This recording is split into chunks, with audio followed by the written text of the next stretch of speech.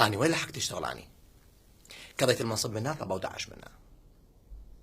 بعدني مشاد رباطي، أسعار النفط خرطت.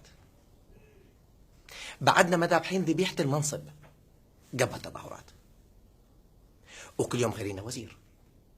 حتى اكو واحد ذاك يوم قلت له قوم استنسخ لي ورقه، قال لي اني وزير وياك، قلت له والله ما شايفك. انا ادري ما هي المشكله، وانتم تعرفون ما هي المشكله. المشكله انه اكو واحد حاط عينه على المنصب وضاربني عين من اول يوم انا قعدت به هنا.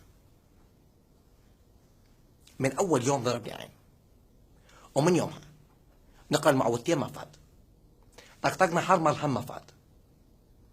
اذا مسوي لنا سحر فحب اقول لك سحرك عطل وبطل. ويا كل هذه المشاكل ويا كل هذه المعارك تلقانا احنا بنص المعركه، ولازم ما نزعل الحشد الشعبي ولا نزعل الحشد العشائري ولا نزعل البشمركه، وما زعلنا احد. ولازم ما نقاتل لا ايران ولا السعوديه ولا امريكا، وما قاتلنا احد. ولازم نحرر العراق وحررناه، بلا بوخات بلا عنتريات. انا كنت بالبرلمان، قاضيها بس شاي وعطل.